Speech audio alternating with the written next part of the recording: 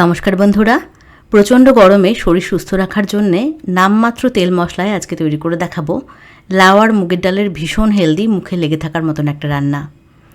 রেসিপিটা যদিও খুবই সাধারণ, একদমই ঘরোয়া, তবে এটা খেতে দারুণ লাগে ভাত রুটি দুটোর সাথেই। আর সবচেয়ে বড় ব্যাপার, রান্নাটা ভীষণই হেলদি। রান্নাটা করব সর্ষের তেল দিয়ে। কড়াইতে 1 টেবিল চামচ তেল গরম করে নিয়েছি। ফোড়নের জন্য দিচ্ছি 2 শুকনো লঙ্কা, 2 তেজপাতা, তার সাথে হাফ চামচ গোটা জিরে। মিডিয়াম আছে 15-20 সেকেন্ডের জন্য ফোড়নটাকে একটু হালকা করে ভেজে নেব। ফোড়নটাকে কিন্তু খুব বেশি ভাজবো না, তাহলে জিরেগুলো পুড়ে পুড়ে যাবে আর রান্নার টেস্টটাও খারাপ হয়ে যাবে, দেখতেও খারাপ লাগবে। তো ফোড়নটাকে একটু হালকা করে ভেজে নেওয়ার পরে দিয়ে দিচ্ছি 1 টেবিল চামচ আদা বাটা আর অল্প পরিমাণে হলুদ। খুব বেশি কটকটে হলুদ রঙের এটা হবে না, সেজন্য আমি হলুদটা একদমই অল্প করে দিয়েছি। এবার আদা বাটাটাকে একটুখানি কষিয়ে নিতে হবে, যাতে করে আদার কাঁচা ভাবটা চলে যায়। খুব বেশিক্ষণ কষানোর দরকার নেই, মিডিয়াম আছে মোটামুটি 15-20 সেকেন্ডের জন্য কষিয়ে নিলেই হবে। তো আদা এখানে আমি একটু হালকা করে ভেজে নিয়েছি। এবার দিয়ে দিচ্ছি কেটে রাখা লাউ। একদম ছোট্ট সাইজের একটা লাউ, এরকমভাবে সরু সরু লম্বা লম্বা করে কেটে নিয়েছিলাম। কেটে ভালো করে ধুয়ে জল ঝরিয়ে রেখেছিলাম। তো লাউটা দিয়ে দিলাম, তার সাথে দিয়ে দিলাম 2 চেরা কাঁচা লঙ্কা আর দিয়ে দিচ্ছি স্বাদ অনুযায়ী নুন। এবার এই সব কিছুকে একসাথে ভালো করে মিশিয়ে নিতে হবে।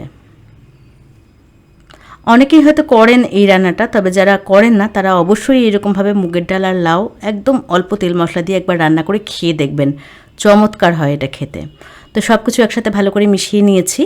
এবার মিডিয়াম আছে 5-7 মিনিটের জন্য ঢাকা দিয়ে রাখবো, যাতে করে লাউটা মজে যায়। এদিকে আর একটা কড়াই গরম করে নিয়ে কড়াইতে নিয়ে নিচ্ছি হাফ বাটি মুগের ডাল।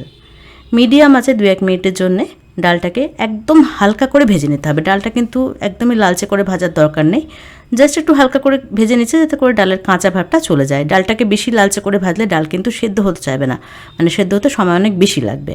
তো ডাল এখানে আমার ভাজা হয়ে গেছে। এবার ডালটাকে গরম কড়াই থেকে নামিয়ে ভালো করে ধুয়ে জল ঝরিয়ে রাখবো।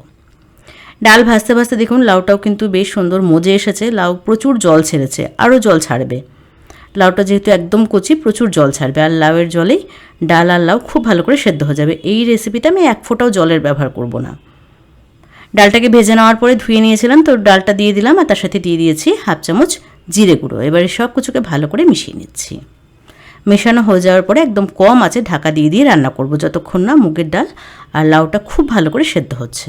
খুব বেশিক্ষণ সময় লাগবে না, 12-15 মিনিটের মধ্যেই কিন্তু সব কিছু খুব ভালো করে সেদ্ধ হয়ে যাবে।